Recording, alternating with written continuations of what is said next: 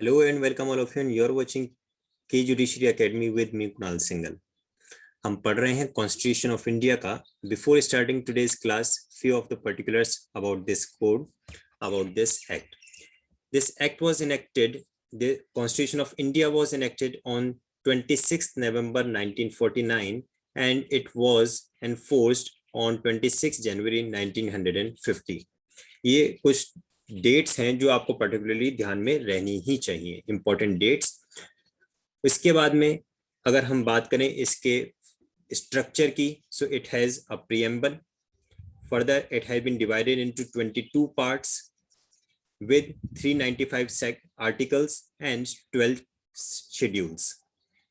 The first part of this constitution deals with union and its territories, जिसमें कि article 1 से लेकर article 4 तक है. After that part 2 deals with citizenship, जो आर्टिकल 5 से 11 तक है, और इन्हें हम अपने प्रीवियस लेक्चर्स में ऑलरेडी कवर कर चुके हैं. Then comes to be part 3 of constitution which deals with fundamental rights, जिसमें आर्टिकल 12 से लेकर आर्टिकल 35 तक है. और इसमें first fundamental right, that is right to equality, आज हम डिस्कस करने वाले हैं, जिसमें article number 14, 15, 16, 17 and 18 we are gonna discuss in complete detail. So without wasting much time, let's begin with it.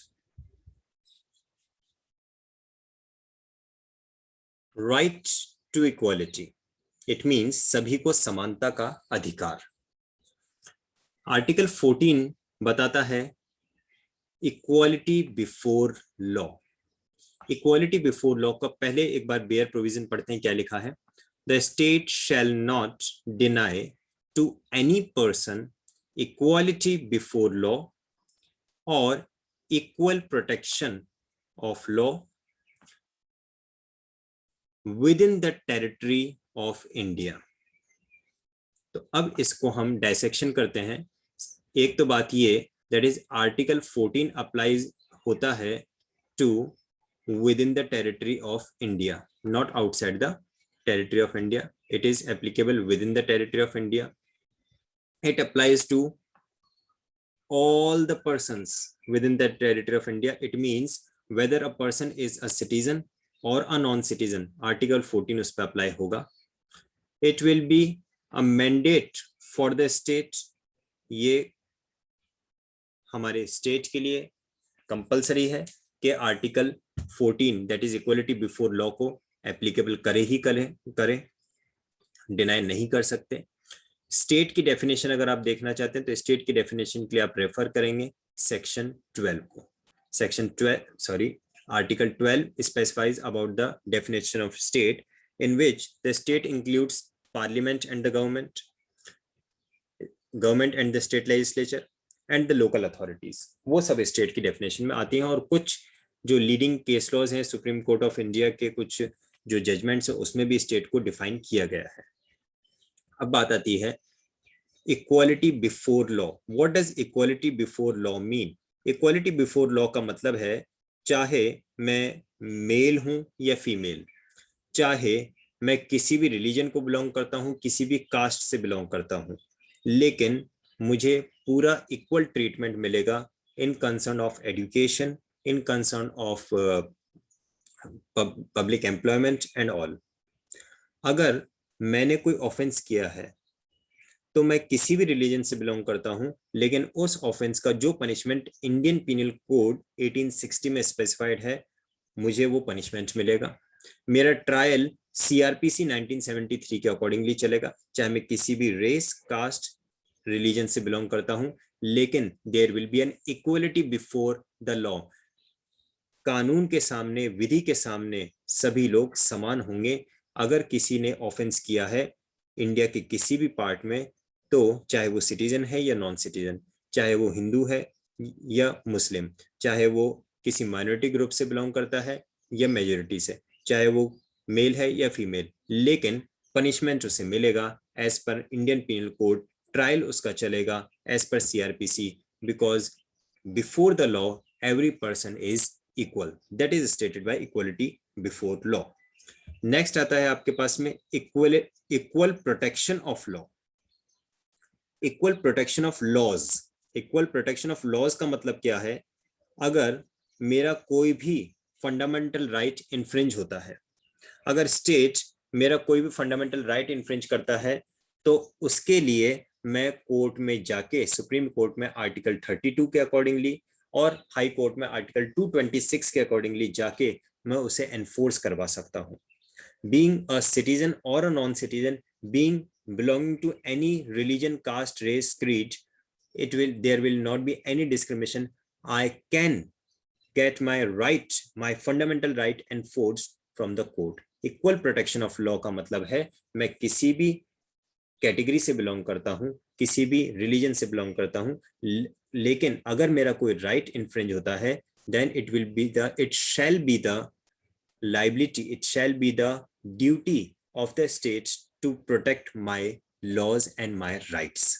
Difference आपको समझ में आया? इक्वालिटी बिफोर लॉ की मतलब का मीनिंग है, अगर कोई पर्सन कोई ऑफेंस कमिट करता है तो उसे as per Indian penal code punishment मिलेगा, चाहे वो किसी भी रिलीजन से बिलोंग करता था। और इक्वल प्रोटेक्शन ऑफ लॉज का मीनिंग है, अगर किसी पर्सन का कोई राइट इन्फ्रिंज होता है तो उसके प्रोटेक्शन की रिस्पॉन्सिबिलिटी स्टेट की होगी, चाहे वो पर्सन किसी भी रिलीजन से बिलोंग करता था। So this was article 14। बढ़ते हैं आगे आर्टिकल 15 की तरफ। Article 15 states about the prohibition of discrimination on grounds of religion, race, caste, sex और प्लेस ऑफ बर्थ। यानी कि किसी भी पर्सन का अगर डिस्क्रिमिनेशन किया जाता है on the grounds of, person का अगर डिस्क्रिमिनेशन किया जाता है on the grounds of religion, race, caste, sex or place of birth, then it should be prohibited. It should not be practiced. Instead, उसका निषेध किया जाए, उसकी रोकथाम की जानी चाहिए। किसी भी तरह का भेदभाव, डिस्क्रिमिनेशन यानी कि किसी भी तरह का भेदभाव पर्सन के धर्म, जाति, संप्रदाय, वर्ण के आधार पे नहीं किया जाना चाहिए। देखते हैं क्या लिखा है सेक्शन में। It states the state shall not discriminate against any citizen on grounds only of religion, race, caste, sex, place of birth or any of them. एक बार डायसेक्शन करते हैं हम प्रोविजन का। यहाँ पे कुछ वर्ड्स लिखे हैं, उन्हें कॉन्सेंट्रेशन से देखना है। आर्टिकल 14 बात कर रहा था एनी पर्सन की, लेकिन आर्टिकल 15 बात कर रहा है सिटीजन्स की। It means a person who is not a citizen of India will not be covered under Article 15. Article 15 apply हो रहा है only to the citizens of India पे। Further, एक word यहाँ पे लिखा है only, यानी कि कोई भी डिस्क्रिमिनेशन नहीं किया जाएगा on the basis of religion, race, caste, sex, place of birth, etc. only on these grounds. Meaning क्या है?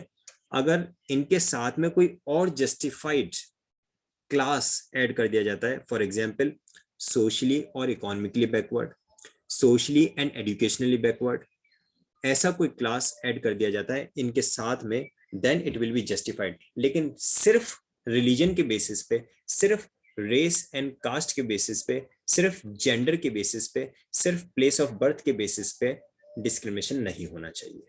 साथ में अदर कोई कैटेगरी ऐड कर दी जाती है, that is a person belonging to this particular religion and belonging to the minority group, a person belonging to this particular caste and is a socially and economically backward, तब उनको special provisions बनाए जा सकते हैं उनके लिए, जो कि इसी आर्टिकल में हम आगे पढ़ेंगे।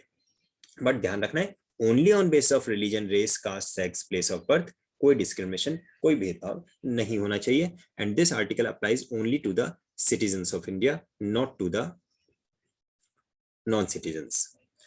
Clause number 2 states that no citizen shall, on the grounds only of religion, race, caste, sex, place of birth, or any of them, be subject to disability, liability, restriction, or condition with regard to access to the public restaurants, hotels, access to the shops, public restaurants, hotels, and place of public entertainment. यानी कि again इन्हीं basis पे वही सारे language use की गई, only on these basis, only on the basis of religion, race, caste, sex, place of birth person को disable नहीं कहा जाएगा, यानी कि व्यक्ति को अयोग्य नहीं माना जाएगा, कोई लाइबिलिटी उसके ऊपर इंपोज नहीं की जा सकेगी, किसी तरह का रेस्ट्रिक्शन उस पर नहीं लगाया जा सकेगा, कोई बंदिश नहीं होगी, और ना ही उसके ऊपर किसी प्रकार की कंडीशंस इंपोज की जा सकेंगी। किस बात के लिए? कि भाई वो किसी शॉप को विजिट नहीं कर सकता, इस पर्टिकुलर शॉप पे जाके वो सामान नहीं खरीद सकता। क्यों? क्योंकि वो इस पर्टिकुलर रिलीजन से बिलोंग करता है।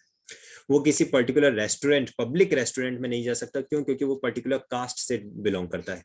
वो किसी होटल में, अदर किसी पब्लिक एंटरटेनमेंट प्लेस पे विजिट नहीं कर सकता। क्यों? क्योंकि वो पर्टिकुलर प्लेस ऑफ बर्थ से बिलोंग करता है। पब्लिक एंटरटेनमेंट के लिए आप मान सकते हैं कोई शॉपिंग मॉल हो गया, या फिर कोई मूवी थिएटर्स हो गए, पब्लिक पार्क्स हो गए। तो ऐसे पब्लिक एंटरटेनमेंट प्लेसेस पे जाने से, होटल्स में एंट्री करने से, पब्लिक रेस्टोरेंट्स में एंट्री करने से, शॉप्स में सामान खरीदने से किसी तरह का डिसेबिलिटी नहीं इम्पोज होगा, कोई लाइबिलिटी रेस्ट्रिक्शन या कंडीशन नहीं लगाई जाएगी कि आप ये काम पहले करो तब आपको यहाँ पे एंट्री मिलेगी। No, there should not be any discrimination, there should be a right to equality, equal treatment.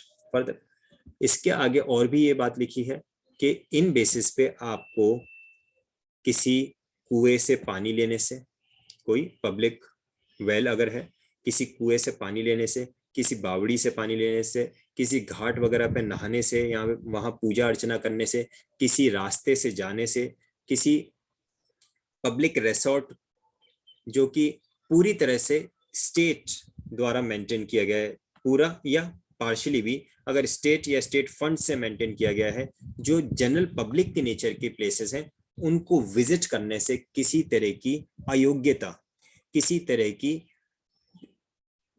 बंदिश उन पे नहीं लगाई जाएगी। हर व्यक्ति आराम से, जो भी पब्लिक नेचर के, अब ऐसा तो है नहीं किसी के का घर है, पर्सनल प्रॉपर्टी है, उस प्रॉपर्टी के अंदर कोई उसने टैंक बना रखा है, उसमें से जाके आप पानी लेने लगे, नहीं, वो नहीं।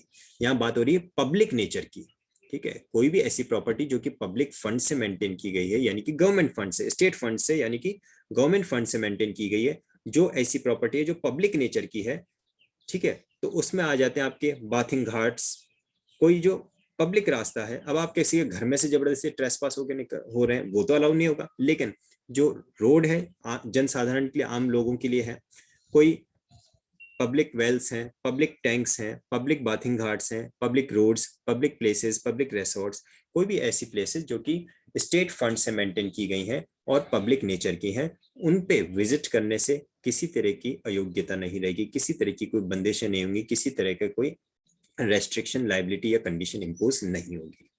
ये था हमारा clause number 2। Let's move further. Clause 3 states about enabling provision to the state. And enabling provision to the state, क्या मीनिंग इसका होता है ये मैं बताता हूँ आपको। Nothing in this article shall prevent the state from making any special provision for women and children. देखिए, अभी तक अगर क्लॉज 1 और क्लॉज 2 को हम देखें तो वहां कहा गया है किसी भी बेसिस पर आप कोई डिस्क्रिमिनेशन नहीं करेंगे। इवन उस बेसिस में एक वर्ड यूज किया गया है, on the basis of sex, यानी कि पर्सन के जेंडर के बेसिस पे भी कोई डिस्क्रिमिनेशन नहीं होगा। Male and female should be treated equally. लेकिन अगर विमेन के अपलिफ्टमेंट के लिए, विमेन के एम्पावरमेंट के लिए अगर कोई प्रोविजन स्टेट बनाना चाहता है, महिलाओं के सशक्तिकरण के लिए अगर स्टेट कोई प्रोविजन बनाना चाहता है, महिलाओं की सुरक्षा के लिए, बच्चों की सुरक्षा के लिए अगर स्टेट कोई प्रोविजन बनाना चाहता है, बच्चों के देखभाल के लिए अगर स्टेट कोई प्रोविजन बनाना चाहता है, तो ऐसा करने से स्टेट को नहीं रोका जाएगा। ऐसा करने से स्टेट को नहीं रोका जाएगा। लेकिन बात यह है कि यहाँ पे क्या लिखा है, nothing in this article shall prevent the state. Shall prevent the state का मतलब है स्टेट को ऐसा करने के लिए एक स्पेशल एम्पावरमेंट दिया जा रहा है, स्पेशल उसे एंटाइटलमेंट दिया जा रहा है, लेकिन अगर स्टेट ऐसा ना करना चाहे तो उसे बाध्य भी नहीं किया जा सकता। अगर स्टेट ऐसे कोई प्रोविजन ना बनाना चाहे तो उसको बाध्य नहीं किया जा सकता, लेकिन अगर बनाना चाहता है तो उसे रोका भी नहीं जाएगा। Nothing in this article shall prevent. जो भी आगे हम प्रोविजंस पढ़ेंगे थ्रू आउट दिस कॉन्स्टिट्यूशन, जहां कहीं पे भी nothing in this article shall prevent word आएगा, आप इमीडिएटली समझ लीजिएगा क्या कि ये एक इनेबलिंग प्रोविजन है। इनेबलिंग प्रोविजन मींस जो स्टेट को पावर देता है to make special provisions, to make special provisions related to some economically backward, related to some socially backward, related to some educational backward, or related to any particular class of people। Special provisions बनाने की power grant कर रहा है, लेकिन again ये ऐसी power है जो कि एनफोर्सेबल बाय कोर्ट नहीं है। फॉर एग्जाम्पल, अगर कोई स्टेट ऐसा नहीं करता है तो उसे कोई वुमेन जाके कोर्ट में ये नहीं कह सकेगी कि हमारे लिए रिजर्वेशन के प्रोविजन बनाए ही जाने चाहिए। कोई पर्टिकुलर क्लास ऑफ पीपल ये जाके नहीं कह सकेंगे कि हमारे लिए रिजर्वेशन के प्रोविजन बनाए ही जाने चाहिए, हमारे लिए स्पेशल प्रोविजन होने ही चाहिए, because it is just an enabling provision, it is not a mandatory over the state. तो स्टेट अगर चाहेगा तो ऐसा जरूर करेगा, लेकिन अगर स्टेट को जरूरत नहीं लगती है तो स्टेट उससे फॉर वो भी कर सकता है, उसे अवॉइड भी कर सकता है। तो याद रखिएगा, जहां कहीं पे भी आपको nothing in this article shall prevent word लिखा हुआ मिलेगा, समझ जाना कि वो जो प्रोविजन है, वो जो पर्टिकुलर सेक्शन आर्टिकल है, वो जो पर्टिकुलर क्लॉज है, वो एक इनेबलिंग प्रोविजन है जो कि स्टेट को स्पेशल पावर दे रहा है इस काम को करने का। क्लॉज 4 देखें क्या लिखता है। Clause 4 states about nothing in this article. Again ये भी एक इनेबलिंग प्रोविजन है। नथिंग इन दिस आर्टिकल और इन क्लॉज 2 ऑफ आर्टिकल 29। अब आर्टिकल 29 में क्या है वो हम बाद में पढ़ेंगे, तब उसको और डिटेल में डिस्कस कर लेंगे। Shall prevent the state from making any special provision for the advancement of any socially and economically backward class of citizens or for the scheduled castes and scheduled tribes। क्या बात कही गई है? Clause 3 में कहा है कि अगर कोई स्पेशल प्रोविजन स्टेट बनाना चाहता है विमेन एंड चिल्ड्रन के लिए तो बिल्कुल अलाउड है, बना सकते हैं। क्लॉज 4 में कहा गया है अगर शेड्यूल्ड कास्ट के लिए या फिर शेड्यूल्ड ट्राइब के लिए, एससीज और एसटीज कैटेगरी के पीपल के अपलिफ्टमेंट के लिए, उनके एडवांसमेंट के लिए अगर कोई स्पेशल प्रोविजन बनाना चाहते हैं, है ना, वर्ड यहाँ पे यूज किया है, उनके एडवांसमेंट के लिए, शेड्यूल्ड कास्ट और शेड्यूल्ड ट्राइब्स के एडवांसमेंट के लिए अगर कोई स्पेशल प्रोविजन बनाए जाने चाहते हैं, स्टेट अलाउड होगा, बिल्कुल बना सकते हैं। और अगर कोई socially and educationally backward class of people है, इसमें हम special backward class, other backward class, उन सबको इंक्लूड कर सकते हैं। अगर कोई socially and economically, word and use किया गया है, अगर सिर्फ सोशली बैकवर्ड क्लास है उसे इंक्लूड नहीं किया जाएगा, अगर सिर्फ एजुकेशनली बैकवर्ड क्लास है उसे भी इंक्लूड नहीं किया जाएगा इसमें। लेकिन अगर हमारे सिटीजन्स का कोई ऐसा क्लास ऑफ पीपल है जो सोशली भी बैकवर्ड है और एजुकेशनली भी बैकवर्ड है, उनके लिए अगर कोई स्पेशल प्रोविजन बनाने हैं, उसके लिए भी क्लॉज 4 एक इनेबलिंग प्रोविजन प्रोवाइड करता है। क्लॉज 4 ऑफ आर्टिकल 15 एक इनेबलिंग प्रोविजन प्रोवाइड करता है टू द स्टेट। अगेन ये प्रोविजन अप्लाई होगा only for the citizens, not to the non citizens. I hope यहां तक आपको अच्छी तरह क्लियरली समझ में आया होगा। कहीं कोई कंफ्यूजन, कोई डाउट लगता है, आप इमीडिएटली मेंशन कर सकते हैं in the comment section and I will definitely reply to that comment within 2 hours. Let us move further. We do have in this article number 15 clause number 5, 6 with the explanation. Clause number 5 and clause number 6 देखते हैं किस बारे में deal करते हैं। Clause number 5 is provides about nothing in this article or in subclause G or clause I of article 19। तो अब article 19 को हम बाद में देखेंगे, तब उसको डिटेल में और अच्छी तरह समझेंगे। फिलहाल तो बात करते हैं आर्टिकल 15 क्लॉज 5 की। Shall prevent the state from making any special provision by law for the advancement of any socially and educationally backward class of citizens. आपको ध्यान है क्लॉज 4 में हमने क्या पढ़ा था? क्लॉज 4 में हमने पढ़ा था socially and economically backward class of people के लिए, और क्लॉज 5 प्रोविजन कर रहा है regarding the socially and educationally backward class of people के लिए। अगर कोई socially and educationally backward class of people है तो उनके एजुकेशनल इंस्टीट्यूशंस में एडमिशंस के कंसर्न में स्पेशल प्रोविजन बनाना, कॉलेजेस में, यूनिवर्सिटीज में एडमिशन के कंसर्न में स्पेशल प्रोविजन बनाने अगर स्टेट चाहता है तो ऑब्वियसली उन्हें अलाउ किया जाएगा। फिर से बात कर रहा हूँ, सोशली एंड एजुकेशनली बैकवर्ड का है, सिर्फ सोशली बैकवर्ड होगा नहीं अलाउ होगा, सिर्फ एजुकेशनली बैकवर्ड होगा नहीं अलाउ होगा। सोशली एंड इकोनॉमिकली बैकवर्ड वो क्लॉज 4 में डील किया था, और सोशली एंड एजुकेशनली बैकवर्ड अगर हैं तो उनके एडवांसमेंट के लिए क्या वर्ड यूज किया गया है, उनके एडवांसमेंट के लिए अगर कोई स्पेशल प्रोविजन स्टेट बनाना चाहता है तो वो अलाउ होगा। इन्हीं के साथ साथ जो scheduled caste and scheduled tribe category से बिलोंग करने वाले हैं उनके लिए भी अगर कोई स्पेशल प्रोविजन बनाए जाने चाहिए, किस पर्पज से? उनके एडवांसमेंट के लिए, for their education and their upliftment, तो उसके लिए भी अलाउ होगा पूरी तरह से।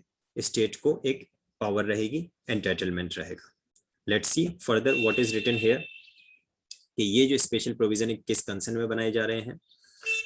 Related to the admission to educational institutions including the private educational institutions, तो जो गवर्नमेंट एजुकेशनल इंस्टीट्यूशंस हैं उनमें तो एडमिशन के लिए स्पेशल प्रोविजन है ही है, लेकिन अगर जो प्राइवेट एजुकेशनल इंस्टीट्यूशंस हैं वहां पर भी इनके लिए स्पेशल प्रोविजंस बनाए जा सकेंगे। And these private educational institutions whether aided और unaided by the state, special provision बनाने के लिए क्लॉज 5 अलाउ करता है। यहाँ पे क्लॉज 5 का एक एक्सेप्शन प्रोवाइड कर रहा है कि अगर कोई ऐसा एजुकेशनल इंस्टीट्यूशन है जो मेंटेन किया जाता है by the minority educational group the other than the minority educational institutions, अगर कोई ऐसा इंस्टीट्यूशन है जो कि माइनॉरिटी ग्रुप के थ्रू मेंटेन किया जा रहा है तो उससे प्रोटेक्शन मिलेगा आर्टिकल 30 का। आर्टिकल 30 डील करता है regarding the maintenance of minority educational institutions by the minority group, by the minority class. तो वहां पे ये special provisions of article 15 clause 5 applicable नहीं होंगे। ठीक है, आगे बढ़ते हैं। क्लॉज 6 जो रिसेंट अमेंडमेंट के थ्रू ऐड किया गया था, आई होप आप लोगों को ध्यान होगा, EWS economically backward section of the society की बात हुई थी, उसी के बारे में क्लॉज 6 डील करता है। जिनके पास में न्यू बेयर एक्ट्स हैं तो उनमें तो ये मिलेगा आपको, अगर आपके पास में पुराने ओल्ड बेयर एक्ट्स हैं तो उसमें आपको ये नहीं भी मिले। नथिंग इन दिस आर्टिकल और sub clause G of clause 1 of article 19 or clause 2 of article 29 shall prevent the state from making, तो clause 1 सब clause G clause 1 of article 19 and article 29 इनको छोड़ते हुए बाकी स्टेट के पास में पावर रहेगी किस कंसर्न में, any special provision to make any special provision for the advancement of economically weaker section of citizens, हमारे नागरिकों में जो आर्थिक रूप से कमजोर वर्ग हैं उनके एडवांसमेंट के लिए अगर कोई स्पेशल प्रोविजन बनाना चाहता है स्टेट तो स्टेट को अलाउ किया जाएगा, but other than clause 4 and clause 5। Clause 4 deal करता है किससे, socially and economically backward class से, और क्लॉज 5 डील करता है socially and educationally backward class से। क्लॉज 4 में socially and economically backward class with SC STs include थे, क्लॉज 5 में socially and educationally backward class with SC/STs include थे, उनको छोड़ के बाकी के जो बचे उनके लिए क्लॉज 6 एप्लीकेबल हो रहा है। Further, any special provision for the advancement of any economically weaker section of the citizens, फिर से अगर अपने citizens के economic weaker section जो है उनके advancement के लिए अगर कोई special provision बनाया जाता है other than the classes in clause 4 and clause 5 in so far as special provisions relates to, अब किस कंसर्न में स्पेशल प्रोविजंस होंगे, to the admission to educational institutions including private educational institutions whether aided or unaided by the state other than the minority educational institutions referred to in clause 1 of article 30, which in the case of reservation would be in addition. तो किस concern में ये provision बनाए जा रहे हैं, for the admission to the educational institutions, और इसके कंसर्न में जो रिजर्वेशन प्रोवाइड किया जाएगा वो रिजर्वेशन कितना होगा और कैसा होगा। तो पहली बात तो ये रिजर्वेशन इन एडिशन होगा, ये रिजर्वेशन इंक्लूडेड नहीं होगा बल्कि इन एडिशन होगा टू द एग्जिस्टिंग रिजर्वेशन। अगर एग्जिस्टिंग रिजर्वेशन 50% है तो 10% इन एडिशन हो जाएगा, अगर एग्जिस्टिंग रिजर्वेशन 60% है तो 10% इन एडिशन हो जाएगा। So this reservation will be in addition to the existing reservation and subject to the maximum of 10%। 10% से ज्यादा नहीं हो सकेगा। ऐसा नहीं कि आप 50%, 40%, 60% कुछ भी कर दें, नहीं, मैक्सिमम 10% ही होगा और वो 10% भी एग्जिस्टिंग रिजर्वेशन के इन एडिशन होगा, उसमें इंक्लूडेड नहीं बल्कि उसके इन एडिशन होगा। Further 10% of the total seats in each category, in each category का मतलब है सपोज SC कैटेगरी के पास में 30 सीट्स हैं, ST कैटेगरी के पास में 20 सीट्स हैं, ओके, SC कैटेगरी के पास में 30 सीट्स हैं, देन ST कैटेगरी के पास में 20 सीट्स हैं और जनरल अनरिजर्व कैटेगरी के पास में सपोज 50 सीट्स हैं। तो इन सभी का 10% जब आप निकालेंगे तो इसमें से 3 सीट्स इसमें से हो जाएंगी, देन 3 सीट्स इसमें से हो जाएंगी, साफ साफ लिखा है seats in each category, 2 seats इसमें से हो जाएंगी और 5 सीट्स इसमें से हो जाएंगी। तो टोटल हो गया ये आपका 10% for the economically weaker section of the society. This is stated by clause 6 of article 15। अब यहाँ पे एक एक्सप्लेनेशन दे रखा है, बहुत इंपॉर्टेंट एक्सप्लेनेशन है कि यहाँ बार बार ये जो बात की जा रही है economically weaker section of the society, तो मीनिंग क्या है economically weaker section of the society का।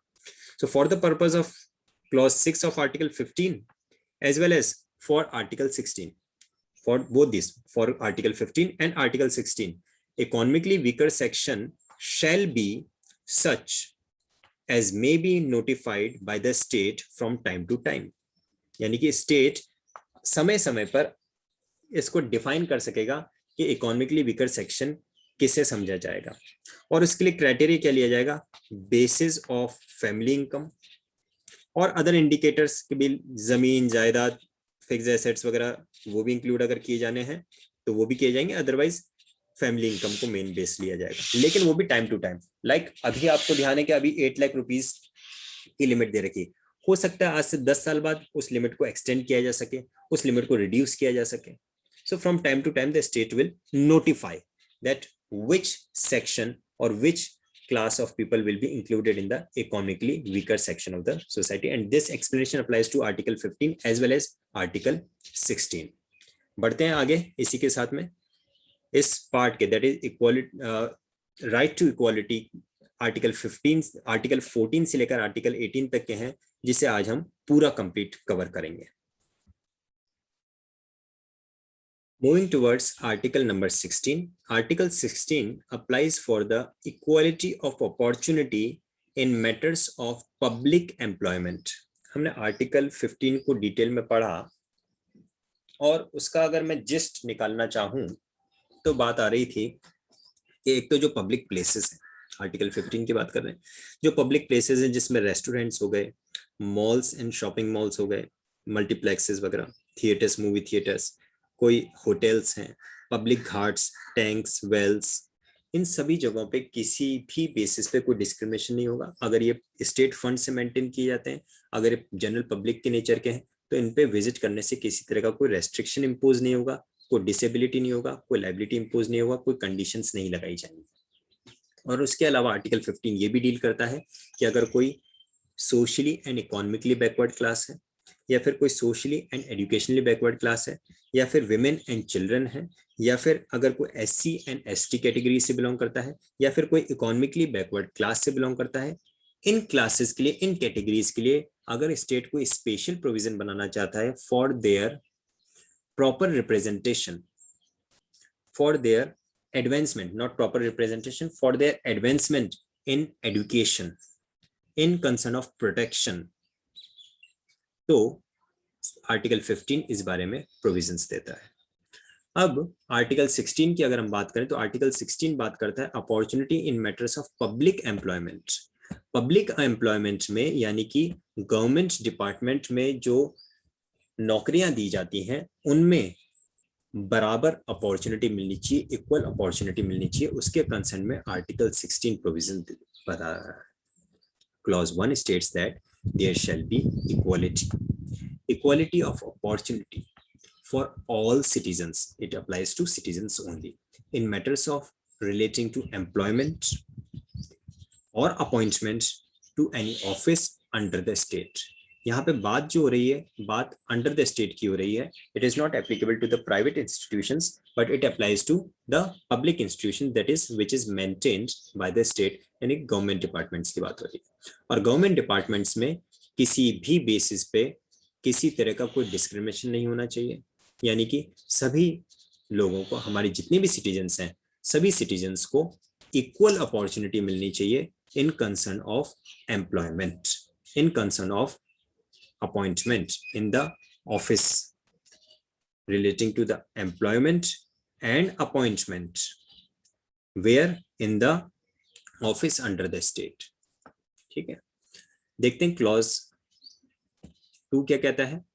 Any citizen shall on grounds only of, only का मतलब है अगर ये जो ग्राउंड्स यहाँ पे दिए, इन ग्राउंड्स के साथ में हम अदर कोई कैटेगरी ऐड कर देते हैं तो फिर ये अलाउ हो सकेगा, लेकिन सिर्फ रिलीजन के बेसिस पे, रेस, कास्ट, सेक्स, डिसेंट और प्लेस ऑफ बर्थ के बेसिस पे, या फिर किसी पर्सन के रेसिडेंस के बेसिस पे कि भाई आप तो पर्टिकुलर उस स्टेट से बिलोंग करते हो तो हम आपको यहाँ पे जॉब नहीं देंगे, नहीं, ऐसा नहीं होना चाहिए. So no citizen shall on grounds only of religion, race, caste, sex, descent, place of birth, residence or any of them, जाति, धर्म, संप्रदाय, वर्ण, इनसे रिलेटेड be ineligible को अयोग्य नहीं कहा जाएगा. For or discriminated against in respect of any employment or office under the state. State के अंडर में एम्प्लॉयमेंट देने के कंसर्न में व्यक्ति को उसके धर्म, जाति, संप्रदाय, वर्ण के बेसिस पे या फिर उसके जन्म स्थान के आधार पे अयोग्य नहीं समझा जाएगा. फर्दर अब इनेबलिंग प्रोविजंस स्टार्ट होते हैं यहां से. Nothing in this article, that is article 16,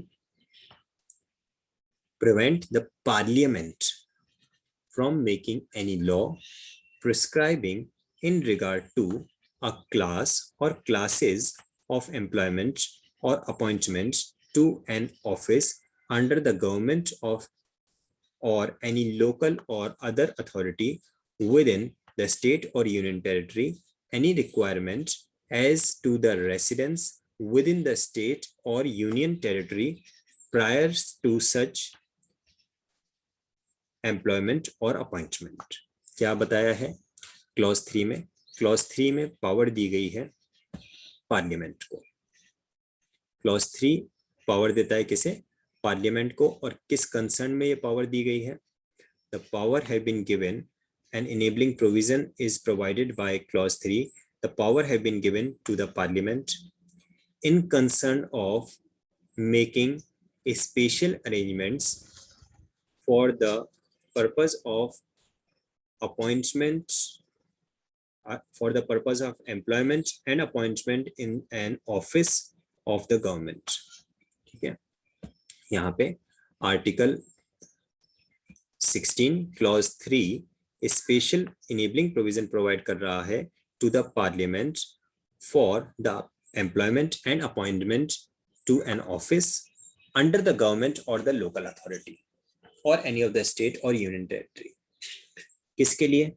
for the class और द क्लासेस ऑफ पीपल.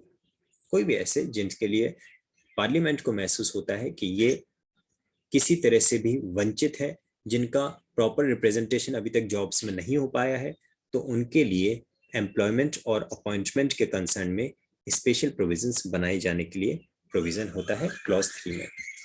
आता है, बढ़ते हैं आगे हम क्लॉज 4 की तरफ.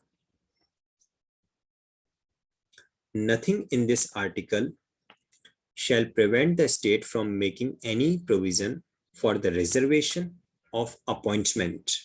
देखिए, रिजर्वेशन जो है वो अपॉइंटमेंट के लिए भी हो सकता है और रिजर्वेशन प्रमोशन के लिए भी हो सकता है.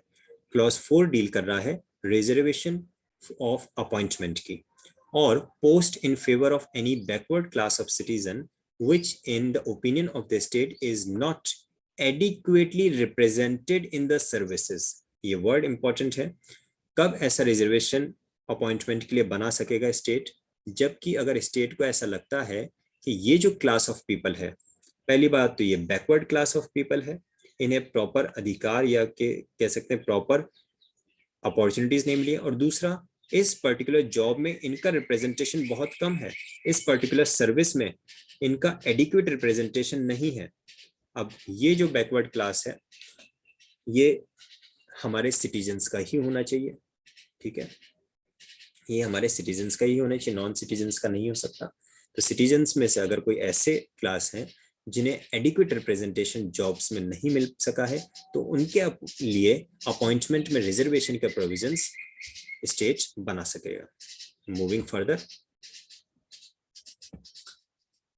nothing in this article shall prevent, clause number 4A, nothing in this article shall prevent the state from making provisions for the reservation in matters of promotion.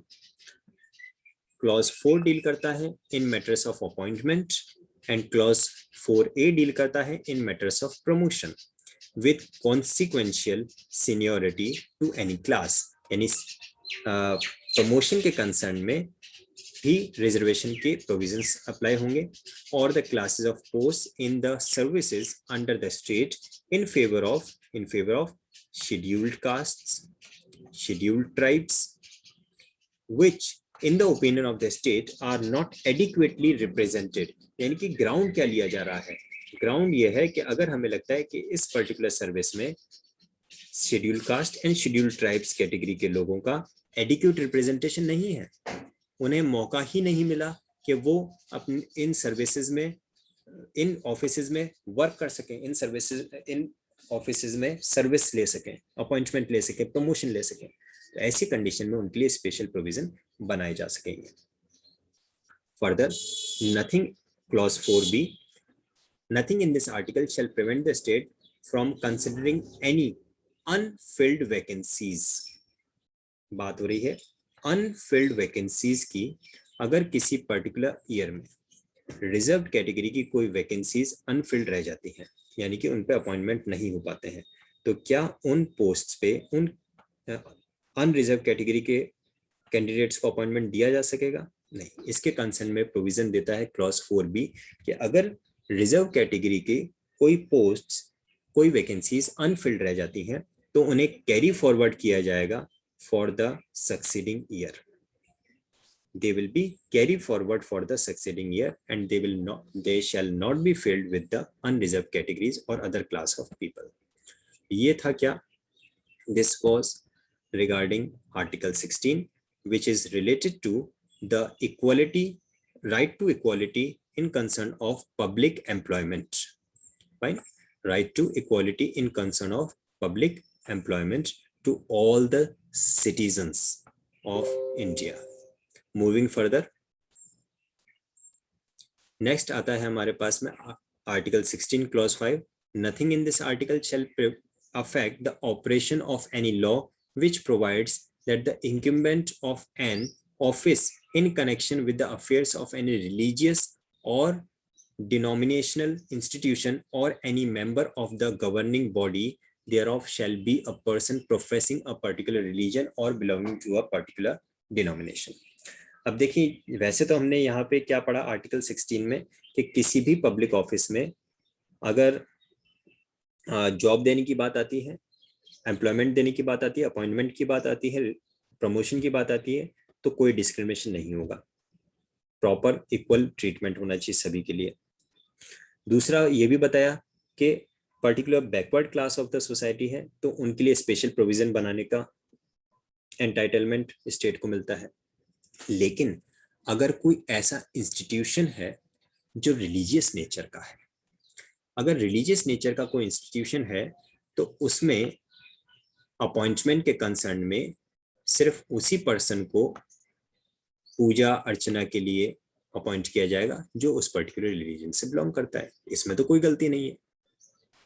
जो व्यक्ति अगर मंदिर में किसी पर्सन को पूजा करने के लिए अपॉइंट किया जाना चाहिए तो जो उस मंदिर में बिलीफ रखता है, जो फेथ रखता है, उसी को अपॉइंट करें तभी जस्टिफाइड रहेगा। सो यही बात की कि अगर कोई इंस्टीट्यूशन जो रिलीजियस नेचर का है तो वहां पे ऐसे मेंबर को अपॉइंट किया जाएगा जो उस पर्टिकुलर बिलीफ, उस पर्टिकुलर फेथ से बिलोंग करता है। Clause 6, nothing in this article shall prevent the state from making any provisions for the reservation of appointment or posts in favor of economically weaker section of the society or citizens, not society, economically weaker section of the citizens. Economically weaker section of the citizens की definition हमें कहाँ पे दे रखी है? Explanation 2 article 15 में। Article 15 के explanation में हमने उसको पढ़ा था। And that shall be first of all in addition, this reservation shall be in addition to the existing reservation and subject to the maximum of 10% of post in each category. ये था article 16 जो कि public employment में equal opportunities की बात करता है। Article 15 जो कि नॉन डिस्क्रिमिनेशन की बात कर रहा था। आर्टिकल 17 और 18 को भी हम जल्दी से देख लेते हैं। आर्टिकल 17 बात करता है अबॉलिशन ऑफ अनटचेबिलिटी। ये जो छुआछूत वाली जो प्रथा है हमारे देश में बहुत ही घृणित प्रथा है और उसके अबॉलिशन के लिए अगर कोई प्रोविजन बनाया गया, really it's really good. So article 17 आप याद रख सकते हैं। Article 17 provides about the abolition of untouchability. किसी भी प्रकार के छुआछूत को समाप्त किया जाएगा। Untouchability is abolished and its practice in any form is forbidden.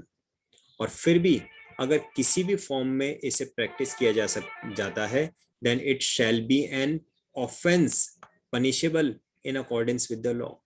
तो सिर्फ अबॉलिशन की बात नहीं कर रहे हैं बल्कि साथ में ये भी कहा है कि अगर अनटचेबिलिटी किसी भी फॉर्म में प्रैक्टिस किया जाता है तो उसे पनिशेबल ऑफेंस माना जाएगा। आर्टिकल 17। मूविंग फर्दर, आर्टिकल 18 जो डील करता है अबॉलिशन ऑफ टाइटल्स से, उपाधियों का अंत किया जाए। क्योंकि ब्रिटिश इंडिया में ऐसे होता था, जो ज्यादा अंग्रेजों को फेवर करता था, जो उनकी मुखबरी करता था, उनको ब्रिटिशर्स जो थे वो टाइटल दे देते थे, सर, अर्ल, रिचर्ड, इस तरह से डिफरेंट टाइटल्स दे दिए जाते थे कि भाई आप इस उपाधि से बुलाए जाएंगे ना। राजा, महाराजा, अधिराज, कुंवर, इस तरह के दुनिया भर के टाइटल्स थे। आर्टिकल 18 ने कहा ये सारे टाइटल्स अबॉलिश करो। किसी सारे जो सिटीजन्स हमारे इक्वल हैं, ऐसा नहीं होना चाहिए ये साधारण, ये कुंवर साहब है, ये साधारण है, ये सर है, नहीं, किसी को कोई डिस्क्रिमिनेशन नहीं, सबको इक्वल मानना है, किसी को स्पेशल टाइटल नहीं दे। लेकिन हाँ, उसमें अगर किसी पर्सन ने टाइटल एक्वायर किया, यानी कोई पर्टिकुलर पोस्ट के हिसाब से टाइटल है, यानी मिलिट्री में कोई पर्सन कैप्टन, मेजर, जनरल, ठीक है, इस तरह की मिलिट्री की अगर कोई पोस्ट का टाइटल है या फिर कोई एकेडमिक डिस्टिंक्शन का टाइटल है, लाइक पर्सन ने पीएचडी कर ली तो हम उसके नाम के आगे डॉक्टर लगा रहे हैं, तो वो तो एकेडमिक डिस्टिंक्शन का टाइटल है, वो अलाउ होगा। बाकी किसी तरह का अगर कोई टाइटल है तो उसके लिए क्या कहा गया है, उसके लिए रेस्ट्रिक्शन इंपोज करता है state. No title shall be conferred by the state. तो स्टेट किसी को कोई टाइटल कन्फर नहीं करेगा। हाँ, अगर कोई मिलिट्री या एजुकेशनल डिस्टिंक्शन का, एकेडमिक डिस्टिंक्शन का टाइटल है तो बात अलग है, बाकी स्टेट किसी को कोई टाइटल प्रोवाइड नहीं करेगा। नेक्स्ट देखिए, no citizen of India shall accept any title from any foreign state. पूरे कॉन्सेंट्रेशन को, इस पॉइंट को समझना आप लोग। ये बात क्या कह रहा है? ये बात कह रहा है इंडियन सिटीजन्स के लिए। पहली बात तो क्लॉज 2 अप्लाई होता है to the citizens of India, और सिटीजन्स ऑफ इंडिया कभी भी कोई भी टाइटल एक्सेप्ट नहीं करेंगे even from the foreign state. हमारा कंट्री तो हमें टाइटल देगा ही नहीं, और फॉरेन स्टेट से भी टाइटल एक्सेप्ट नहीं करेंगे, लेकिन एप्लीकेबल हो रहा है किस पे? सिटीजन्स ऑफ इंडिया पे। अच्छा, तो जो नॉन सिटीजन ऑफ इंडिया क्या वो एक्सेप्ट कर सकता है क्या फॉरेन स्टेट का टाइटल? उसके लिए क्लॉज 3। क्लॉज 3 क्या कहता है? Clause 3 provides about no person who is not a citizen of India shall, while he holds any office of profit or trust under the state, accept without the consent of the president any title from the foreign state. In the gist I can say कि जो citizen of India है, क्या वो किसी तरह का कोई title accept कर सकता है फॉरेन स्टेट से? Absolutely no. Clause 2 complete restriction देता है कि जो सिटीजन ऑफ इंडिया है वो तो फॉरेन स्टेट से भी कोई टाइटल एक्सेप्ट नहीं कर सकता। तो ठीक है, जो नॉन सिटीजन ऑफ इंडिया है, वो not a citizen of India है, उसके लिए क्या प्रोविजन है? तो जो not a citizen of India है वो टाइटल एक्सेप्ट कर सकता है। जो not a citizen of India है वो टाइटल एक्सेप्ट कर सकता है फॉरेन स्टेट से, लेकिन उसके लिए कंडीशन है। क्या कंडीशन है? उसके लिए कंडीशन ये है कि ये टाइटल एक्सेप्ट किया जाएगा with the consent of the president. Consent of the president. अगर कोई पर्सन, दोबारा से मैं बता रहा हूं, अगर कोई पर्सन सिटीजन ऑफ इंडिया है, क्या वो किसी फॉरेन स्टेट से टाइटल एक्सेप्ट कर सकता है? Answer is absolutely clear no. जो पर्सन सिटीजन ऑफ इंडिया नहीं है, हालांकि इंडिया में ही वो किसी ऑफिस में as a profit of office of profit hold कर रहा है, इंडिया में ही वर्क कर रहा है, लेकिन वो इंडियन सिटीजन अगर नहीं है, तो क्या वो फॉरेन स्टेट से टाइटल एक्सेप्ट कर सकता है? Yes, answer is yes with the consent of the president.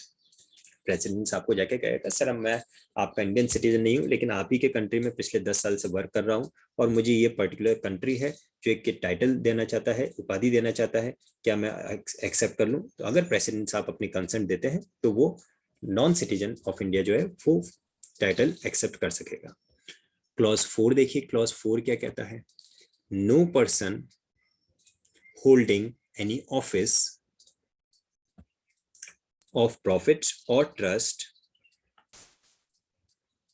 under the state shall, without the consent of the president, accept any present, emolument, or office of any kind from or under of any foreign state.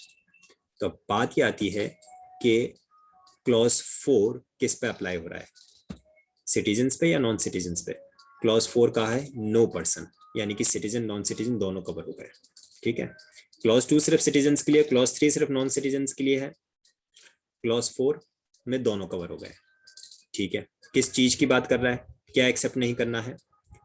Any present, यानी कि कोई उपहार, ओम्यूलमेंट, किसी प्रकार का कोई special benefit, और office या फिर किसी तरह का और कोई ऑफिस, ये एक्सेप्ट नहीं करना है कभी भी। नहीं कर सकते हैं without the consent of the president, accept नहीं करना है। यानी कि कोई भी पर्सन जिसे अगर कोई फॉरेन स्टेट, चाहे वो पर्सन इंडियन सिटीजन है या नॉन सिटीजन है, अगर कोई भी फॉरेन स्टेट उसे कोई प्रेजेंट देना चाहते हैं, कोई एम्यूलमेंट देना चाहते हैं, कोई ऑफिस में अपॉइंटमेंट देना चाहते हैं, तो वो एक्सेप्ट कर सकेगा with the consent of the president, not without the consent of the president but with the consent of the president. तो इसका एग्जांपल अगर हम लें तो आप लोगों ने एक सुना होगा नोबेल प्राइज होता है, ठीक है, तो क्या हमारा Indian citizen Nobel prize accept कर सकता है? Yes, with the consent of the president Nobel prize accept किया जा सकेगा। कोई भी प्रेजेंट, एम्यूलमेंट और ऑफिस अगर दिया जाता है सिटीजन या नॉन सिटीजन को with the consent of the president, वो एक्सेप्ट किया जा सकेगा। So this was article 18. With this, the part of part 3 fundamental rights का पार्ट फर्स्ट या क्या कह सकते हैं first fundamental right to equality complete होता है। आर्टिकल 14, 15, 16, 17 एंड 18 इन्हें दोबारा से आप रीड करें, अच्छी तरह से इनके ऊपर आप चिंतन और मनन करें, इनको अपने माइंड में सोचें समझें। किसी तरह का कोई कंफ्यूजन कोई डाउट आता है तो आप मुझे चैट बॉक्स में लिख सकते हैं। और daily regular online classes attend करने के लिए आप मुझे मेल कर सकते हैं kunalsinghal85@gmail.com पे। मेल आईडी डिस्क्रिप्शन बॉक्स में भी मेंशन है। Daily 3 classes currently 3 classes daily conduct हो रही हैं online. In the morning 6 o'clock for constitution, evening 5 o'clock for Indian penal code and at the night 10 PM for criminal procedure code. तो daily ये online classes conduct हो रही हैं। To join these online classes on Zoom application, you can just mail some of the details on kunalsinghal85@gmail.com and I'll just connect to you all. Thank you. Have a nice day. I hope you all have understood all the topics और इनसे आपको अपनी preparation में कहीं ना कुछ help और support मिला होगा।